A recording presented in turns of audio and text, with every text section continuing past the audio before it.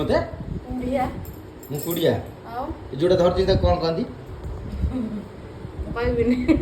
କହୁନୁ କହୁନୁ ଦେଖିଆ ନା କଣ ତମ ସେପଟେ କଣ କହନ୍ତି? ଆମ ଆଡେ ସଲରା କହୁତେ। କଣ ସଲରା? ଇଏ କହିଲା ସଲରା। ଏଇଟା କଣ ଜାଣିଛ ଆଗ? ଏଟା ଛଚିନ୍ଦ୍ରା। ହଁ ଛଚିନ୍ଦ୍ରା ବି କୁହନ୍ତି ସଲରା ବି କୁହନ୍ତି ହେଲା। ତମେ ତମେ ମନକୁ ମନ ଗୋଟେ ଗୋଟେ ନାଁ କରିଦବ ରେ। ତମ ମନକୁ ମନ କଣ ତମେ କହିଦବ? ଦୁନିଆ ସାରା ଜାଣିଛନ୍ତି ଛଚିନ୍ଦ୍ରା, ହଁ ତମେ କହିବ ସଲରା। ହଁ କଣ ହେଲା? ଆମେ ଅଲଗା ଇଏ ତ ଟିକେ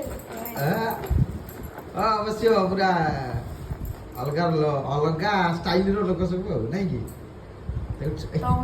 ଏଇଟା କହନ୍ତି ସଲରା। ତମର ଯେମିତି ଘାସ ଗୁଡାକ ଖାଇଯାଉଛ, ଘାସ ଆମେ ଖାଇଯାଉଛୁ।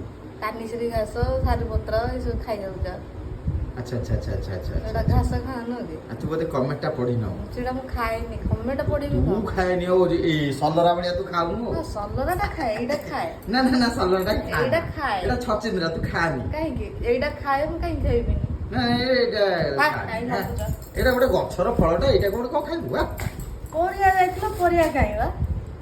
ପରିବା ଦିଟା ତ ଲୋକ ଖାଇବ, ପରିବା କାଇଁ ମାନେ କଣ ବସ୍ତେ ନେଇକି ଯାଇଛନ୍ତି ନା? ଦିଟା ଲୋକ ଖାଇବାକୁ ମାନେ କଣ ପରିବା ଆଣିବନି ନା କଣ? କାଇଁ ଆଣିକି ସବୁ ନଷ୍ଟ ହବନି? ପୋଟଳ ଦିଟା, ବିନ୍ ଦିଟା ଆଉ ସଲରା ଦିଟା ନେଇ ପଳେଇ ଯାଇଛ। ସଲରା ପୁଣି କହିଲୁ? ହଁ। ନାଇଁ ତୁ ଇଆଡେ କହ ଛଚିନ୍ଦ୍ରା। କାହିଁକି? ସଲରା ଫଲରା କହନି, ମତେ ଲାଜ ମୋ ମାଡୁଛି। ଭାଷା ମୁଁ କହିବି। ଆମ ଗାଁ ଭାଷା କହିବି। କହିଲୁ ତୁ ତମ ସାରୁ ଭାଷା ପତ୍ର କଣ? ଘାସ ଖାଉଛୁ ଆମେ। ହଁ, ଆଉ କଣ ଖାଉନ କି? ହଁ। ଖାଉନ?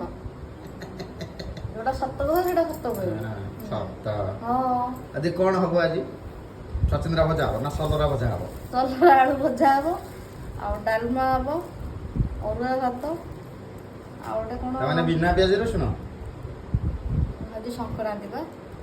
ଏ ଭାଇ ମୁଁ ତାହେଲେ ଯାଉଛି କୁଆଡେ? ଭୁବନେଶ୍ୱର। ଯାଉନ, ରଖଉଛି କିଏ ଆଉ ସବୁ? ରଖଉଛି କିଏ?